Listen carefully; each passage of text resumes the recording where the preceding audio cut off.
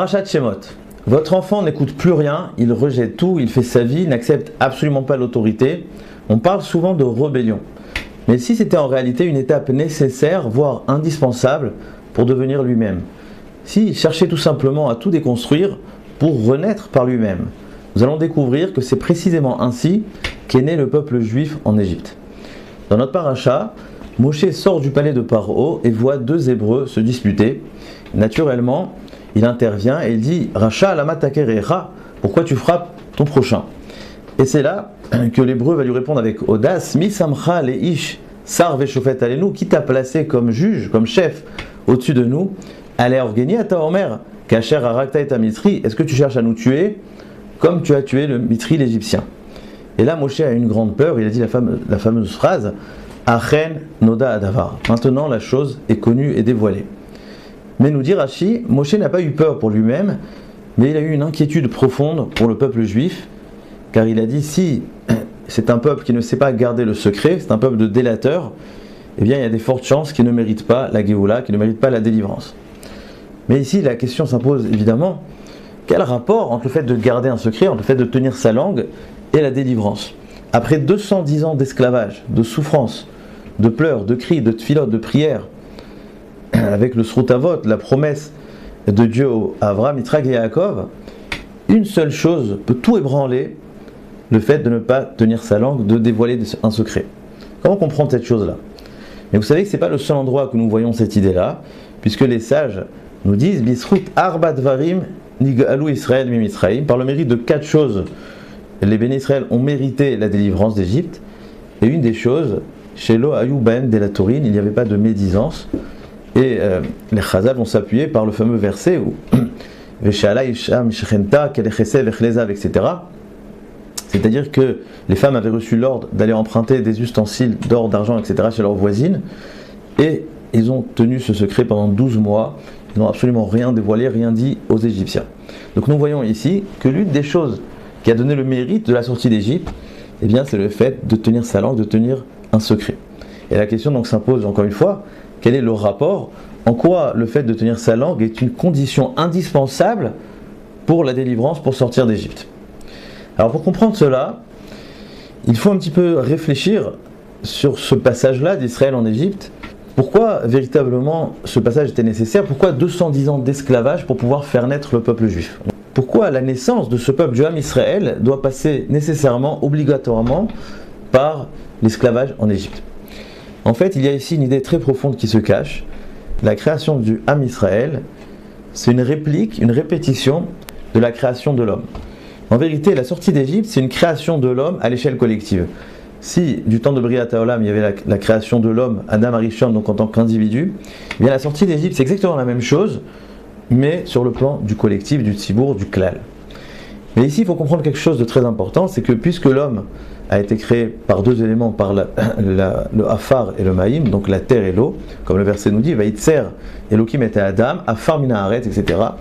Eh bien, pareil, le collectif va devoir être créé à partir de la terre et de l'eau. Mais de quelle terre et de quelle eau il s'agit-il? Eh bien, la terre, c'est la terre égyptienne. Mitzraïm, en vérité, c'était l'élément de base pour pouvoir créer le peuple juif, au même titre que Adam Arishon a été créé par la terre. Si au départ il s'agissait de la terre de manière globale, et bien ici il s'agit de la terre égyptienne. Et l'eau, on pourrait dire que c'est El Maïm et la Torah, et bien c'est la Torah que nous allons recevoir à la sortie d'Égypte. Donc ce qui va façonner, ce qui va créer le peuple juif, c'est cette terre égyptienne avec la Torah. Et en vérité, c'est un verset qui nous le dit, que nous allons lire dans la Haftara de la semaine, verset de Yeshaya, Abaim Yashresh Yaakov Yatzis Ufarach Israël Umal'u Penetevel Tnuva. C'est-à-dire que Yaakov étendra ses frontières, étendra ses racines, Israël donnera des bourgeons et des fleurs, et ils vont couvrir le monde entier de fruits. Donc nous voyons que le Passouk fait ressembler la descente d'Israël en Égypte à une graine qui va être plantée dans la terre pour pouvoir faire pousser un arbre. Donc nous voyons très clairement ici que la descente d'Israël en Égypte, c'est un petit peu une façon de mettre une graine dans la terre pour pouvoir justement développer, pouvoir créer des fruits qui vont couvrir le monde entier. Et en fait, il faut bien comprendre ici qu'il ne s'agit pas d'une métaphore, car les bénis Israël en Égypte étaient clairement plongés, étaient enfoncés dans la boue, dans la paille, dans le fait de travailler sans amener de résultats, etc. C'est-à-dire qu'ils étaient presque une partie intégrante de la terre. l'esclavage, les 200 ans d'esclavage en Égypte vont faire en sorte que ce peuple-là, qui n'était pas encore un peuple, les Béné Israël, donc il s'y trouvait, vont devenir une partie intégrante de la terre, vont devenir presque du niveau du végétal. Et c'est exactement comme cela qu'on pourrait expliquer vous savez, il y a le passage qui dit Vayirbu vayatzmu bimod meod. Et nous savons tous, ils se sont multipliés très vite, ils sont devenus extrêmement nombreux, au point où les Chazal vont dire que les femmes enfantaient par 6, il y en a qui disent par 60, etc. Le Balagada développe ce verset par le passage de Echeskel, Revava Ketzemach Hasad. Ils se sont multipliés comme se multiplient les végétaux. Et on pourrait voir ça comme une métaphore, comme une image, mais en vérité on pourrait comprendre ça au premier sens, qu'ils étaient devenus tellement bas, tellement une partie de la terre, ils se sont confondus avec la terre égyptienne, au point où ils ont pu se multiplier beaucoup plus vite. Car il y a une idée ici très profonde, c'est que moins on a de formes spirituelles, et bien plus la multiplicité est naturelle. Et plus on a de formes, plus on a de tsura, comme le Maral aime bien employer ce terme, et bien plus nous allons procréer de manière beaucoup plus restreinte, beaucoup plus individuelle. Donc les Béné Israël en Égypte, s'ils pouvaient se multiplier tellement vite, c'est quelque part parce qu'ils ont atteint ce niveau de végétal, comme le verset dans Echeskel, Revava Ketzemach Hasad, un passage très fort, qui va faire en sorte qu'ils se sont multipliés beaucoup plus vite. Et d'ailleurs, à partir de ça, on pourrait même proposer un nouveau pshat dans le verset Vecha'asher ya'anu oto ken yirbe vechen yifrot. Littéralement, plus ils les ont fait souffrir, et bien plus ils se sont multipliés. Alors on a l'habitude de voir ça un petit peu comme une espèce de vengeance, c'est-à-dire que plus ils souffraient, plus Dieu leur emmenait la bracha de se multiplier. Mais en fait, on pourrait comprendre tout simplement, comme nous l'avons dit, plus ils souffraient, plus ils perdaient de leur forme. Parce que l'idée même du passage de Béné Israël en Égypte, c'était pour perdre cette forme-là, devenir terre, et donc plus ils devenaient terre, comme nous avons dit avant, et bien Kanirbe, Vechanifros, naturellement, ils pouvaient se multiplier bien plus vite, comme les plantes, les arbres, etc. Et donc nous voyons ici une idée très profonde, et c'est ce que le Maral développe dans tout son livre de Gvurot Hashem, c'est que pour pouvoir créer le Ham Israël, pour pouvoir créer une nouvelle tsura, une nouvelle forme spirituelle qui s'appelle le Ham Israël, il faut avant tout déconstruire, tout désintégrer, exactement comme le processus de la graine d'ailleurs qui va se désintégrer, décomposer pour pouvoir laisser la place à la plante. Et pareil, la fleur va pourrir pour faire naître le fruit. Et bien c'est exactement cela, et c'est un grand yesod que nous dit le Maharal. Pour pouvoir créer une nouvelle forme spirituelle, eh bien il faut annuler l'ancienne. Et pour annuler l'ancienne, il faut se désintégrer, il faut se décomposer, il faut pourrir si on peut dire. Et donc c'est ça l'idée que les Béné Israël devaient venir en terre égyptienne pour annuler tout ce qu'il y avait auparavant, pour pourrir, pour devenir une partie intégrante de la terre et pour pouvoir ensuite créer une nouvelle forme. Le Maharal dans tout son livre, il s'allonge énormément là-dessus. D'ailleurs il dit plus que cela, il dit que Mitzraïm, la terre égyptienne, n'était pas par hasard, car elle était le contraire, elle était diamétralement opposée à la terre d'Israël.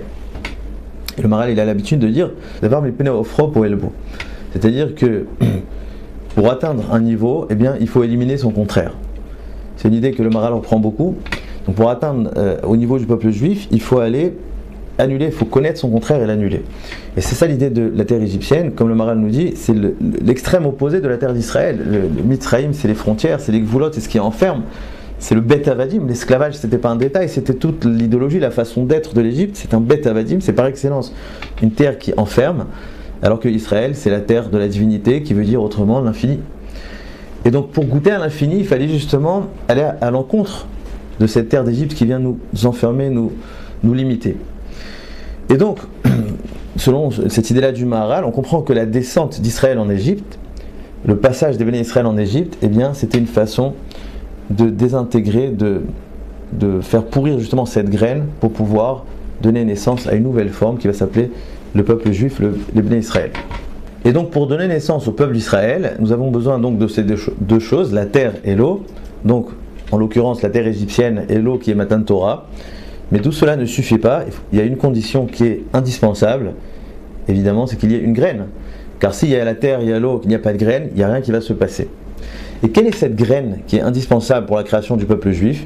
Et là je ferme la boucle, je reviens au début du cours. Eh bien c'est le fait de tenir sa langue, de savoir garder un secret. La capacité de garder un secret. Mais alors quel rapport avec la graine et la capacité de garder un secret? Eh bien en fait la graine c'est quoi? La graine c'est l'intérieur du fruit, c'est l'intériorité du fruit. C'est à partir de cela que nous allons donner naissance à un autre arbre, à une autre plante. Eh bien pareil, savoir garder un secret, c'est l'intériorité du peuple juif. C'est-à-dire que même s'ils ont tout perdu, ils sont devenus égyptiens, ils ont fait toutes sortes de choses, Avodah Zara, etc. Tant que l'intériorité, l'ADN du juif, du Israël est encore là, eh bien il y a de quoi délivrer. Car s'il n'y a plus d'intériorité, même avec la meilleure volonté de Dieu, il n'y a absolument plus rien à délivrer. Mais quel est le sens profond de garder un secret? Eh bien la Gemara nous dit dans le Psachim, Lo megalim sod le hamaharetz. Il est interdit de dévoiler un secret à un maharetz, à un ignorant. Pour quelle raison? Le Maharal de Prague, encore une fois, explique que pour garder un secret, il faut un domaine intérieur, il faut une intériorité. Et c'est précisément pour cette raison qu'on ne dit pas, on ne donne pas un secret à un maharetz, car un maharetz qui est ignorant, il est forcément superficiel. Il n'a pas de domaine privé, de domaine intérieur. Et donc s'il n'a pas de domaine intérieur, vous pouvez lui dire un secret, il sortira immédiatement. Car c'est ça qu'il faut bien comprendre ici, pour pouvoir garder un secret, eh bien, il faut qu'il y ait un espace intérieur, il faut qu'il y ait une pnimiout, il faut qu'il y ait un lieu où nous faisons les choses pour nous-mêmes, pas pour les autres. Mais si nous n'avons pas d'intériorité, eh bien on n'a absolument pas d'espace pour conserver ce secret. Donc le fait que les Béné Israël étaient capables, étaient en mesure de tenir leur langue, ça veut dire qu'il y a encore quelque chose d'intérieur qui est resté. Il y a encore quelque chose qui les distingue des Égyptiens. Il y a encore quelque chose, un secret qui garde que pour le peuple juif et pas pour les Égyptiens. Donc il y a quelque chose de profond ici qui pourrait être délivré. Il y a quelque chose qui n'a pas subi l'esclavage égyptien et donc qui est en mesure d'être délivré.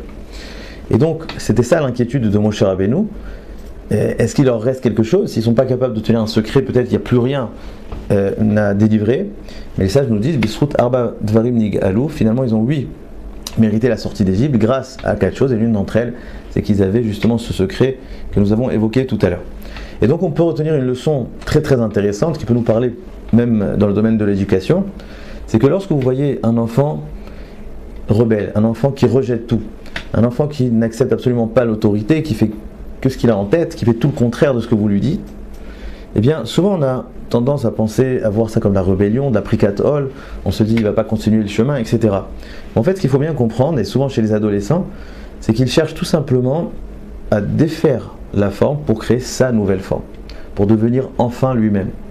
C'est-à-dire que l'enfant ne cherche pas forcément à être rebelle, mais bien au contraire, il veut adhérer à ce que vous dites, à votre éducation, mais par son identité, par sa nature. Et donc il va devoir tout défaire pour refaire. Alors évidemment, ça ne se passera pas toujours de la même manière. Des fois, ça sera beaucoup plus violent, des fois plus doux. Certains enfants vont tout balancer, vont tout éradiquer, d'autres beaucoup moins. Ça va dépendre évidemment des circonstances des parents, des circonstances de la nature de l'enfant lui-même, si c'est un enfant qui a beaucoup d'identité ou pas. Mais en tout cas, le fait même qu'il n'accepte pas tout, qu'il rejette un petit peu, c'est un bon signe. C'est un signe qu'il a envie d'exister par lui-même, il a envie de créer sa propre forme, sa propre soura, pour reprendre les termes du Maharal. Mais tout cela a une seule condition. À condition qu'on a transmis de l'authenticité, de l'intériorité. Ce qu'on a appelé savoir garder un secret. Ça veut dire avoir un domaine intérieur.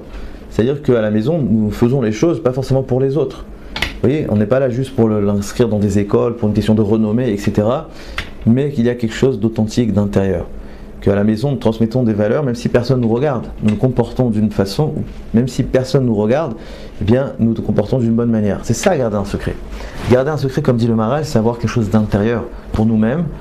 Et s'il y a cette chose-là, à tous les coups, l'enfant, même s'il a tout rejeté, il reviendra à nos valeurs, simplement de sa façon, avec sa nature, mais il reviendra.